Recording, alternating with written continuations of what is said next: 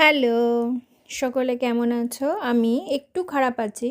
খারাপ বলতে ওই ওয়েদার চেঞ্জ হচ্ছে তো, তাই মনে হচ্ছে আমার একটু ওই ঠান্ডা ঠান্ডা লেগেছে, আর একটু জ্বর আসেনি কিন্তু একটু জ্বর জ্বর ভাব আছে। তাই সমস্ত কাজকর্ম সেরে নিয়ে রান্না করতে বসে পড়েছি। রান্না আজকে তেমন কিছু করব না, শুধু করব হচ্ছে রুই মাছের পোস্ত। তাই একটু পোস্ত আর একটু তিল, তার মধ্যে দুটো লঙ্কা দিয়ে একটা পেস্ট করে নিলাম। ওদিকে চলো তোমাদের একটা জিনিস দেখায়। কিছুদিন আগে তোমাদের দেখিয়েছিলাম যেখানে আমরা কিছু ধনেপাতা আর ওই কিছু পালং শাক লাগিয়েছিলাম।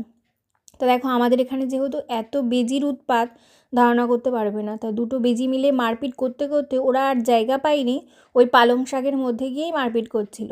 তা যেই কারণে কিছু পালং শাক ওখান থেকে ভেঙে ভেঙে গেছিলো। তা যেগুলো ভেঙে গেছে তাই সেগুলো আমি তুলে এনেছি। আর তুলে এনেছি কিছু বিনস, আর কিছু দেখলে না ওখানে আলু রয়েছে। আসলে হঠাৎ করে একটা আলু গাছ নিজে থেকেই হয়েছিল। তা যিনি আমাদের বাড়ি পরিষ্কার করে, তা সেই আলু গাছটা তুলে দেওয়ার সময় দেখলো বেশ তলায় 3-4টে আলু হয়েছে। কি সুন্দর না বিষয়টা। তো চলো ওদিকে আবার রান্না বসিয়ে দিলাম। এদিকে মাছ ভাজতে ভাজতে আমার হঠাৎ করে মনে পড়লো, আরে আমি তো কিছুদিন আগে ওই কালো আঙুর কিনে এনেছিলাম, সেটা তো খাওয়া হয়নি। তাই ফল সবসময় ধুয়ে খাওয়া উচিত। তাই ধুয়ে নিয়ে খেতে বসে পড়েছি। আমি কিন্তু জানো তো ওই বিছানায় বসে খাবার খেতে বেশি পছন্দ করি। সমস্ত খাবার মানে আর কি ওই বিছানায় বসেই খায়। শুধু ভাতটা পারি না, কোথায় কেমন যেন একটা কীরকম মনে মনে হয়, সেই কারণে। তাই ভাতটা টেবিলে বসেই খায়। ওদিকে চলো কথা বলতে বলতে আমার ওদিকে মাছ ভাজাটা হয়ে গেছে। এবার ওই পেঁয়াজ আর টমেটোগুলো কেটে নিয়েছি। আচ্ছা, আমার মতো তোমাদের কারোর কি এরকম কোনো দিন মনে হয়, ধরো ভগবান তোমাকে একদিনের জন্য তার ক্ষমতার জায়গাটা তোমাকে বসালো, তাহলে তুমি কি করতে?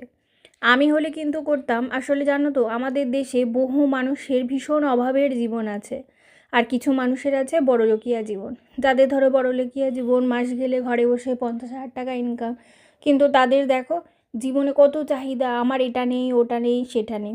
কিন্তু যারা গায়ে খেটে পয়সা রোজগার করে, তাদের জীবনের কিন্তু কোনো চাহিদা নেই। তারা জানে যে আমাকে ওই কাজটুকু করতে হবে শুধু আমার পেটে খাওয়ার জন্য। তা আমি যদি ওই ভগবানের জায়গায় থাকতাম, বিশ্বাস করো, যাদের বেশি টাকা পয়সার প্রয়োজন, মানে এই সমস্ত দুস্থ মানুষদের, বড়লোকদের বেশি টাকা পয়সা না দিয়ে আমি সমপরিমাণ টাকা পয়সা তাদেরকেও দেওয়ার চেষ্টা করতাম। এটা আমার মনে হলো, যদিও এটা কোনো দিনও সম্ভব না, কারণ আমি কোনো দিন ভগবান হতে পারবো না বা হতে চাইও না। তিনি তেনার জায়গায়, আমরা আমাদের জায়গায়, আমরা তো শুধুমাত্র তার ইশারায় নাচি, তাই না? তো চলো কথা বলতে বলতে আমার রুই পোস্ত হয়ে গেছে, ওদিকে ভাতও হয়ে গেছে। এদিকে দিদি লাউ শাক আর ওদিকে সজনের ফুল পাঠিয়ে দিয়েছিল, যেটা খেতে আমি ভীষণ ভালোবাসি। সঙ্গে নিয়ে নিয়েছিলাম রুই পোস্ত। আর চাটনি তো আমার ঘরেই থাকে। আসলে এই সজনের যে সিজন আসছে তো, মানে শুরু হয়ে গেছে, তা সজনের সিজনে জানো তো যত দিন সজনা ফুল পাওয়া যাবে আমি কিন্তু তত দিন বাজার থেকে সজনা ফুল কিনি আর খাই। আমার মেনুতে ম্যাক্সিমাম দিনই দেখতে পাবে সজনা ফুল। তো চলো ভাত টাত খেয়ে নিই, এবার খেয়ে নিয়ে দোকানের দিকে যেতে হবে, কারণ আমি গেলে তবে বাবা খেতে আসবেন।